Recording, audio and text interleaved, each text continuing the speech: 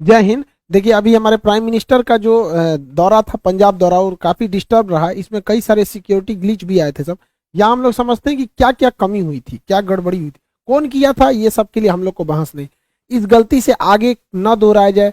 कहाँ कहाँ मेन जो की पॉइंट्स थे जहां पर इसको ध्यान रखना चाहिए था, वो उसको हम समझते हैं। देखिए, मेनली था हमारे प्राइम मिनिस्टर का पंजाब में दौरा था, जहां पर वो कई सारी योजनाओं का भी उद्घाटन करने वाले थे। ये चुनावी रैली भी थी, लेकिन कई सारे विकास की योजनाओं में भी था, कई बहुत महत्वपूर्ण योजनाएं भी थी। तो दिल्ली से ये भटिंडा गए थे बाई फ्लाइट। भटिंडा से हेलीकॉप्टर से जाना था हुसैनी वाला, फिर वहां से जाना था फिरोजपुर। हेलीकॉप्टर जो था MI-17V5, वही वाली जो बिपिन रावत सर का जो क्रैश हुआ था। तो हेलीकॉप्टर को पहले 2 बार उड़ा के देखा गया, मौसम बहुत खराब था, तो लास्ट टाइम पे डिसीजन लिया गया कि सड़क से जाना है। सड़क से जाने था हुसैनी वाला, उसके बाद यहाँ से 25 किलोमीटर आगे फिरोजपुर। ये दोनों ही जगह जो है पाकिस्तान बॉर्डर के एकदम करीब है, लेकिन हुसैनी वाला से पहले ही फ्लाईओवर पे हमारे प्राइम मिनिस्टर का जो कॉन्वॉय था, काफिला रुक गया। अब इसको टोटल एक एक करके हम लोग समझते हैं। प्राइम मिनिस्टर की सिक्योरिटी बहुत प्राइम लेवल की होती है, सबसे बेस्ट सिक्योरिटी मानी जाती है। इनके काफिले में जितनी गाड़ियां होती है बुलेट प्रूफ होती हैं। अभी सुने होंगे 7 करोड़ की एक गाड़ी आई है बुलेट प्रूफ गाड़ी, काफी जबरदस्त गाड़ियां होती हैं इनमें। हमेशा आगे चलने पे रोड को क्लियर करा दिया जाता है। तो ये उनकी सिक्योरिटी में जो लगे होते हैं SPG होती है, स्पेशल प्रोटेक्शन ग्रुप। आप इसमें डायरेक्ट कभी नहीं जा सकते हैं। आपको आर्मी या पैरामिलिट्री फोर्स या पुलिस में बहुत बेहतरीन काम किए रहेंगे तो आपका सिलेक्शन इसमें होता है बहुत बेहतरीन ढंग के, तब आप बनते हैं SPG, special protection group. SPG दिखती है भले सूट में, लेकिन अंदर उनके पूरा बुलेट प्रूफ रहता है, हर चीज वो अंदर रखे रहते हैं। उनके पास बहुत ही लेटेस्ट हथियार होती है, पिस्टल्स होते हैं, आंख पर काला चश्मा होता है कि वो किधर देख रहे हैं पता नहीं चलता है, बुलेट प्रूफ सूट होती है, पिस्टल होता है, हर चीज से ये लैस होते हैं आधुनिक हथियारों से। प्राइम मिनिस्टर के पास 3 लेयर की सिक्योरिटी होती है। इनके सबसे पहले आसपास में जो होते हैं वो SPG के कमांडो होते हैं।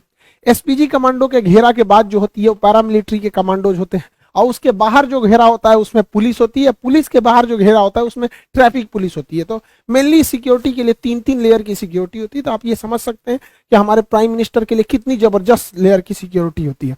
SPG कमांडो में भी कई लेयर होते हैं, कुछ होते हैं जो केवल प्रोटेक्शन देते हैं, कुछ हमला भी करते हैं। हमारे SPG कमांडो के पास जब भी प्राइम मिनिस्टर चलेंगे, देखिएगा इस तरह से बैग लेके लोग चलते रहते हैं। कुछ कमांडो बैग लिए रहते हैं, अब देखेंगे इनके पास हथियार नहीं रहते। और ये जो बैग लिए रहेंगे हमेशा प्राइम मिनिस्टर के पास ही खड़े रहते हैं। ये बैग नहीं है, ये एक्चुअली बुलेट प्रूफ है। जब भी अटैक होगा तो ये बैग इस तरह से खुल जाता है, कई लेयर में ये खुल जाता है, और ये बुलेट प्रूफ होता है। इसको लेके हमारे प्राइम मिनिस्टर को चारों ओर से घेर लिया जाता है ताकि बुलेट्स ना लगे। ये जरूरी भी है, हमारे देश के प्राइम मिनिस्टर है, उनकी सिक्योरिटी में कहीं भी कमी नहीं होनी चाहिए। अब हुआ क्या, दिल्ली से वो पंजाब गए। पंजाब एक्चुअली पाकिस्तान से एकदम करीब है, बॉर्डर ही बनाता है। तो पंजाब में यहाँ पर है फिरोजपुर, आप देखिए पाकिस्तान से एकदम सट के है यहाँ पर। तो यहाँ जब गए भटिंडा एयरपोर्ट पर उतर गए। भटिंडा एशिया की सबसे बड़ी सैनिक छावनी है, बहुत ज्यादा, वहां लगभग 1.5 लाख फौजी रहते हैं वहां पे। तो भटिंडा के बाद भटिंडा तो जहाज से लैंड किए, उसके बाद हेलीकॉप्टर से जाना था, मौसम खराब था, इस वजह से ये इन्हें सड़क से जाना पड़ा। अब यहीं से गलतियां चालू होना चालू हुई। एक एक करके गलती समझते हैं।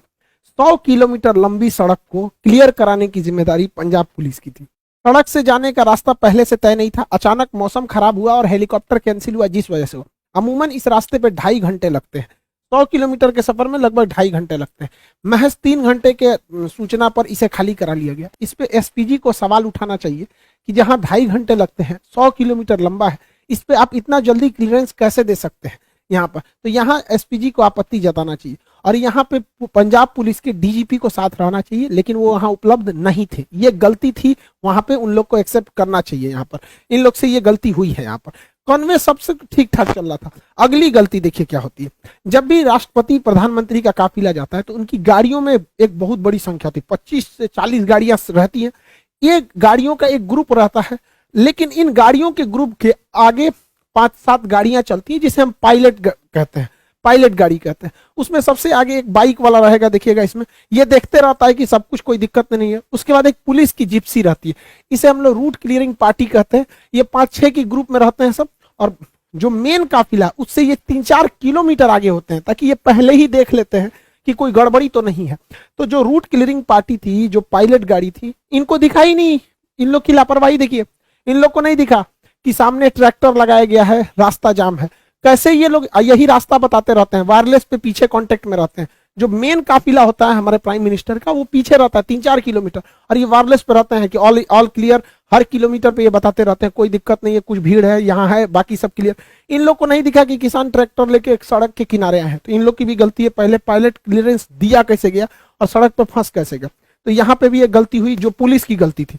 अब तक जो गलती बताएं ये सारी पुलिस की थी। अब एसपीजी से कहां कहां मिस्टेक हुआ उसको हम समझते हैं। स्पेशल प्रोटेक्शन ग्रुप बहुत बेहतरीन है, उनके अरुण कुमार सिन्हा, एके सिन्हा जी हैं, चीफ हैं, अभी आईपीएस अधिकारी हैं, ये बहुत हायर रैंक होता है। कितना बड़ा ये लोग बेवकूफी किए हैं जरा सोचिए। पीएम का काफिला लगभग आधे घंटे 20 से 30 मिनट फ्लाईओवर पे रोका है लोग। ये लोग बुद्धि देखिए इन लोग का, मतलब पुल पे रोक दिए हैं प्राइम मिनिस्टर को। क्यों? तो भैया पुलवा आगे से जाम है। अच्छा ये बताओ अगर पीछों से जाम कर देता तो पुलवे पे अटक जाता। अरे भैया अगर आपको 20 मिनट रोकना था, आपको लग रहा था जाम है, तो थोड़ा सा पीछे आके रुकते हैं। पुलवा पे चढ़ के काहे लिए रोके हैं? फ्लाईओवर पे हमारे प्रधानमंत्री को रोक देंगे भाई। ये एनएसजी एसपीजी से सवाल होना चाहिए कि, और ये प्रोटोकॉल में लिखना चाहिए, हिस्ट्री में जो डिफेंस है उसमें पढ़ाना चाहिए कि किसी भी प्राइम मिनिस्टर, राष्ट्रपति या वीवीआईपी को फ्लाईओवर पे नहीं रोक सकते। यहाँ 20 मिनट रोक दिए। अगर दोनों ओर से प्रदर्शनकारी के रूप में कोई और अभी आ जाता, क्योंकि ये बॉर्डर से एकदम मैं 20 किलोमीटर यहाँ से पाकिस्तान आ जाता है, पाकिस्तान की सीमा चालू हो जाती है, तो काफी करीब है। और नीचे से अगर फ्लाईओवर को उड़ा देता सब कोई आईडी या विस्फोटक लगा के, तो सारा काफिला नीचे चलाता है यहाँ पे। ऐसा ऐसा तो दिमाग लगा रहे हैं लोग। भाई आप थोड़ा सा पीछे हट जाते, सड़क पे रहते, कभी कुछ होता तो भाग तो सकते थे इधर उधर। फ्लाईओवर दोनों ओर से जाम हो जाता, कहाँ जाते हैं आप लोग? यहाँ पे गलती एसपीजी की थी। यहाँ पर आप लोग को जवाब देना चाहिए। हम लोग तो भाई बताते हैं कहाँ गलती। दूसरी गलती, फ्लाईओवर पे जब हमारे प्रधानमंत्री कह रहे हैं कि हम जिंदा वापस आ गए, मतलब सिचुएशन क्रिटिकल हुई होगी वहां पर, तभी वो ऐसा स्टेटमेंट दे रहे हैं। जब इतना स्टेटमेंट हो गया और आपको वापस लेके आना है तो आप आधा घंटा बाद लेके आइएगा जी। एसपीजी वाले लोग आप जवाब दीजिए कि हमारे प्राइम मिनिस्टर अंदर बैठे हुए हैं यहाँ पर। अब देखिए हल्का सा मास्क दिख रहा होगा आपको। जब यू टर्न लेना है, देखिए कि आगे किसान है, इंटेलिजेंस रिपोर्ट आपको पहले से पता होगी, माहौल देख लीजिए क्या है क्या नहीं, तुरंत लेके हटिए। 2 से 3 मिनट हो गया, हाँ भाई खत्म, कैंसिल हुआ रैली, कैंसिल हुआ प्रोग्राम, हम वापस लेके आएंगे। तो एसपीजी हमारे प्रधानमंत्री को आधा घंटा रोक के रखेगी। यहाँ एसपीजी को भी जवाब देना पड़ेगा कि आप आधा घंटा काहे लिए रोक के रखे, वापस तुरंत लेके आना चाहिए। अगली गलती सुनिए ध्यान से, गृह मंत्रालय के अंडर में आता है खुफिया एजेंसी, इंटेलिजेंस ब्यूरो, और गृह मंत्रालय है और हमारे अजीत डोभाल साहब, इनकी योग्यता पे तो कोई शक नहीं है। लेकिन इंटेलिजेंस ब्यूरो और रॉ तो खैर बाहर में काम करती है, लेकिन यहां जिम्मेदारी टोटल इंटेलिजेंस ब्यूरो। ये इंटेलिजेंस ब्यूरो को यह पता होना चाहिए कि जब जहाज हवाई मार्ग से मार्ग जब कैंसिल हुआ है तो जो रास्ता जा रहा है वो ग्रामीण मालवा होके जा रहा है भटिंडा के लिए, भटिंडा से ग्रामीण मालवा होते हुए ये हुसैनी वाला और फिरोजपुर जा रहा है। और ग्रामीण मालवा का जो क्षेत्र है वो एकदम हॉट पॉइंट बना हुआ है प्रदर्शनकारी के लिए। तो इंटेलिजेंस ब्यूरो ने कैसे क्लियरेंस दे दिया कि अभी देख रहे हैं इतना बड़ा प्रोटेस्ट हुआ था, इतना बड़ा भीषण कई घटनाएं हुई, अभी किसानों में भी कुछ रोष था जो लखीमपुर की घटना को लेकर, ये सब। तो इंटेलिजेंस ब्यूरो को क्लियरेंस कैसे दे दिया कि भैया उस रूट से ले जा रहे हो जहां प्रदर्शन का केंद्र बना हुआ है, वो भी हमारे प्रधानमंत्री को। प्रधानमंत्री देश का होता है, किसी पार्टी का नहीं होता है, तो देश सर्वोपरि होना चाहिए। तो इंटेलिजेंस ब्यूरो का भी यहाँ फेल्योर है, सबको जवाब देना चाहिए यहाँ पर। लेकिन मीडिया वाले ये सब सवाल तो पूछेंगे नहीं। हालांकि प्रधानमंत्री जब वापस आए तो उन्होंने हमारे प्रेसिडेंट साहब से भी मुलाकात किया। अब इस पे अटकलें ये भी लगाई जा रही है कि आर्टिकल 356 लगा के राष्ट्रपति शासन यानी राजकीय आपात, स्टेट इमरजेंसी लगाई जाएगी। हालांकि ये इतना आसान नहीं है, और लगा देता तो भी ठीक था। इलेक्शन होने वाला है, प्रेसिडेंट रूल रहने के बाद थोड़ा सा ठीक ठाक से रहता है। हालांकि ये बहुत वर्स्ट कंडीशन में ही ये इसे लगाया जा सकता है। गृह मंत्रालय ने भी पंजाब सरकार से मांगा है कि आखिर ऐसी क्या गलती थी कि मुख्यमंत्री वहां से रिसीव करने नहीं आए। तो मुख्यमंत्री का अपना कहना है कि कोरोना प्रोटोकॉल को लेकर जूम में थे, रैली भले करेंगे लोग, वहां कोरोना प्रोटोकॉल नहीं लगेगा, लेकिन प्रधानमंत्री के लिए कोरोना प्रोटोकॉल लगेगा। दूसरा कि मुख्यमंत्री को छोड़ो, हटाओ भैया, तुम आए चाहे ना आए, राजनीतिक मैटर है, लेकिन उस राज्य के डीजीपी को कि प्रधानमंत्री के काफिले में सबसे आगे रहना पड़ता है। और डीजीपी जहां रहेगा, पुलिस प्रशासन ऐसे ही रहेगी, क्योंकि किसी भी राज्य का सबसे बड़ा हेड होता है DGP, director general of police.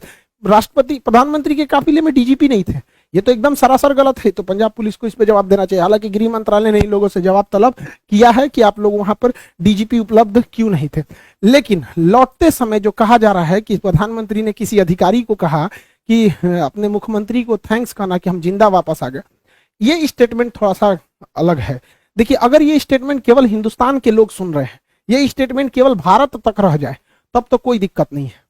लेकिन जरा सोचिए, एक विदेशी मीडिया जब इसे सुनेगी तो क्या सोचेगी कि कोई प्रधानमंत्री अपने देश में कह रहा है कि हम सुरक्षित जिंदा वापस आ गए। आप ये बोल सकते थे प्रधानमंत्री के कार्यालय के जो भी अधिकारी हैं कि हम सुरक्षित वापस आ गए, लेकिन जो होता है ना कि जिंदा वापस आ गए, काफी हार्ड वर्ड हो जाता है ये, कि मतलब आपने ऐसा बोल रहे हैं, क्योंकि देश आप ही का है। अल्टीमेटली आप कहीं भी जाते हैं तो हमारे प्रधानमंत्री से ही हमारी पहचान होती है। कोई राज्य के मुख्यमंत्री को नहीं जानता है, किसी को नहीं पता कि अमेरिका के 50 राज्यों में किसी एक राज्य का मुख्यमंत्री का नाम, सब वहां जो बाइडेन को जानते हैं। अगर मान के चलिए पुतिन कहते हैं कि बहुत धन्यवाद कहते हैं उस राज्य के मुख्यमंत्री को कि हम जिंदा वापस आ गए, तो भारत के लोग क्या सोचेंगे? आपको जानकर ताज्जुब होगा, चीन का राष्ट्रपति शी जिनपिंग पिछले 2 साल से कहीं नहीं गया है, क्योंकि वहां गृह युद्ध का माहौल चल रहा है। लेकिन उसकी मीडिया ने इसको छुपा के रखा है। उसके प्रधानमंत्री वर्चुअल मीटिंग में जाते हैं, अभी तक कहीं 2 साल से बाहर नहीं निकला, क्योंकि आंतरिक कलह चल रहा है। तो ये जो स्टेटमेंट है, अगर इंडिया तक में है तो कोई दिक्कत नहीं, किसी को भी कोई दिक्कत नहीं, लेकिन खुद से सोच के देखिए, जो बाहरी मीडिया, ये इंटरनेशनल जो लीडर हैं, ये क्या सोचेंगे? क्योंकि जब ये लोग भी भारत में आते हैं ना, तो इन लोगों की भी सिक्योरिटी एसपीजी और एनएसजी कमांडो ही कहती है। तो कल को ये सब भी कहेगा सब भैया, तो आप अपने कह रहे हैं कि हम जिंदा वापस आ गए, तो विदेश में थोड़ी सी छवि खराब होगी। खुद हमारे प्रधानमंत्री कहते हैं, इतने दिलेर हैं, आप दिलेरी की बात कहते हैं, बिना बताए 2015 में नवाज शरीफ की पोती की शादी में गए थे। हमारा सबसे बड़ा दुश्मन, जहां से कभी हमारी दोस्ती की कोई उम्मीद नहीं रहती थी, पाकिस्तान, हमेशा कभी टेररिस्ट अटैक, कभी कश्मीर का इशू, वहां हमारे प्रधानमंत्री देखिए यहाँ पे 2015 में नवाज शरीफ की पोती की जब शादी थी, ग्रैंड डॉटर की, बिना बताए चले गए थे अफगानिस्तान दौरे पे, वहां से अचानक चले आए वहां पर। तो वहां पे इन्होंने एक नहीं कहा कि हम जिंदा वापस आ गए, जबकि जब वहां पे प्रधानमंत्री जब गए थे 2015 में, हम लोग न्यूज देखे, लोग तो धक धक कर रहा था, अरे भैया बिना बताए गए हो वहां जगह पे। क्योंकि काफी मोदी जी जो है पाकिस्तान को लेकर पीओके के लोग काफी हार्ड डिसीजन लेते हैं, तो थोड़ा सा आदमी को भी रहता है कि हमारा प्रधानमंत्री दुश्मन के घर में गया है। और वो भी जो गए थे ना, भारत के हेलीकॉप्टर नहीं था, नवाज शरीफ के अपने हेलीकॉप्टर में बैठ के गए थे। पता नहीं पाकिस्तानी हेलीकॉप्टर चाइना से खरीदा था, क्या होता क्या नहीं, तो वहां पे ये स्टेटमेंट नहीं था। ऐसा नहीं होता, कह देना चाहिए था कि हाँ सिक्योरिटी में बहुत ग्लीच हुआ, सिक्योरिटी में ऐसा नहीं होना चाहिए। लेकिन एक होता है ना जिंदा वापस आना, वो भी प्रधानमंत्री के मुंह से, थोड़ा सा ऑकवर्ड सा लगने लगता है। भैया तब हम लोग कहाँ जाएंगे भाई? प्रधानमंत्री के ऊपर हर महीने 50 करोड़ रुपए खर्च होते हैं सिक्योरिटी में। एक दिन में 1 करोड़ 60 लाख पर दिन का खर्चा है, अगर ये दिल्ली में बैठे हैं तो। और बाहर जाएंगे तो प्रतिदिन 2 से 2.5 करोड़ रुपए खर्च लगेगा। तो 2 करोड़ रुपए प्रतिदिन का खर्च के आधार पर अगर ऐसा स्टेटमेंट आता है, तो फिर एसपीजी को सोचना चाहिए, भैया आप किस तरह की सिक्योरिटी दे रहे हैं कि प्रधानमंत्री करें। और ऐसा नहीं है कि केवल पहली बार जाम में फंसे। 2017 में नोएडा मेट्रो के उद्घाटन में खूब हमारे प्रधानमंत्री जाम में फंस गए थे, तो उस समय कुछ अधिकारियों को ट्रैफिक के सस्पेंड भी किया गया था। 2 बार फंसे थे 2018 में, समझ में गया कि नहीं? अब देखिए यहाँ पर पब्लिक है और ये हमारे प्राइम मिनिस्टर है, यहाँ से भी तो कुछ अगर अनहोनी रहना रहेगा तो यहाँ से भी हो सकता है। यहाँ पे अब यहीं पे देख लीजिए, यहाँ हमारे नितिन गडकरी साहब हैं, सड़क परिवहन मंत्री, यहाँ प्राइम मिनिस्टर, यहाँ पे पब्लिक इतनी ज्यादा, यहाँ पे भी इतना नहीं है, सिक्योरिटी बहुत सजग रहती है। अब वो जमाना नहीं है इंदिरा गांधी वाला या फिर राजीव गांधी वाला, लेकिन फिर भी देश के प्रधानमंत्री की सुरक्षा के साथ ऐसा खिलवाड़ अच्छी बात नहीं है। जो भी है गलत है, उसको सजा देनी चाहिए और रूल बुक में इसको रखना चाहिए कि कभी किसी फ्लाईओवर पे आधा घंटा तक किसी प्रधानमंत्री को वेट नहीं कराना चाहिए। और दोनों लक्ष्य, प्रदर्शनकारियों को भी दूर रखना चाहिए हमारे काफिले से। बताइए, महज कुछ दूरी पर थे प्रदर्शनकारी, वहां से दिख रहे थे, और जो उनके समर्थक हैं हमारे प्राइम मिनिस्टर के, उन लोगों को भी कहते हैं कि तू लोग भैया काहे लिए उतना पास चलाया। यहाँ देखिए ये एसपीजी खड़ा है, ये हमारे प्रधानमंत्री की गाड़ी है, इसमें बैठे हुए हैं, ये उनके समर्थक है। तो भैया समर्थक लोग तुम भी दूर रहो, वरना तुम्हारे भेष में कोई भी आ सकता है, और विरोध वाले भी तुम भी दूर रहो। और इस पे हम लोग को लेसन लेना चाहिए। हम तो कहते हैं ना एक चीज, कि देश में जब तक जितना बार इलेक्शन होगा ना कुछ तांडव होगा। आप देखिए बंगाल इलेक्शन में हुआ था, कितना वायलेंस हुआ। जब जब इलेक्शन होगा तब तब ऐसा होता रहता। हम तो कहते हैं कि इलेक्शन एक ही साथ होना चाहिए, स्टेट का भी और सेंट्रल का भी। जैसे 2019 में इलेक्शन हुआ, तो जब लोग वोट डालने गए उसी समय वो सीएम का भी चुनाव करा लेते हैं, एक ही कमरे में 2 ईवीएम मशीन लगा देते। बार बार इलेक्शन कराने पे हमारे जो नेताओं को काम करना चाहिए वो भी नहीं करते, हर 3-4 महीना का गैप देके इलेक्शन में बिजी हो जाते हैं। अब जैसे 2024 में इलेक्शन होना है, तो 2024 में ही क्या कर दीजिए भैया, अब एक ही साथ राज्यों का भी इलेक्शन करा लीजिए। ईवीएम जो मशीन होती है, ईवीएम मशीन यहाँ पे 2 लगा दीजिएगा। हाँ भैया पीएम वाला चुनाव है, लोकसभा का दे दीजिए, यहाँ सीएम वाला चुनाव है, दोनों वोट दीजिए, एक साथ खत्म करके बैलेंस कीजिए। इससे 60,000 करोड़ रुपए की बचत होगी। राज्यों के चुनाव में 60,000 करोड़ रुपए का खर्चा होता है। इस पैसे से सारे किसानों का कर्जा माफ किया जा सकता था, एक बहुत बड़ी समस्या खत्म हो जाती। आपको क्या लगता है कि सेंट्रल और स्टेट दोनों का इलेक्शन एक साथ होना चाहिए कि नहीं? बार बार हम कब तक लड़ते रहेंगे? एक दूसरे के नाम पे, पार्टियों के नाम पे लड़ेंगे, कभी मजहब के नाम पे लड़ेंगे, कभी जाति के नाम पे लड़ेंगे, कभी पढ़ाई लिखाई की बात होती तो भैया 5 साल में एक बार लड़ लो, फिर मिलजुल के रहो अच्छे से। सेंट्रल वाले भी पूरा काम करते रहे, आधा समय तो चुनाव में बिजी रहता है। खैर जो भी हुआ गलत हुआ, प्राइम मिनिस्टर के साथ ऐसा नहीं होना चाहिए। हम लोग को भाई जहां जहां गलती हुई वो हम बताएं, कौन गुनहगार है उसको सजा देना सेंट्रल का काम है, सेंट्रल अच्छे से करेगी। आई होप आप समझ गए होंगे। मिलेंगे नेक्स्ट क्लास में। जय हिंद।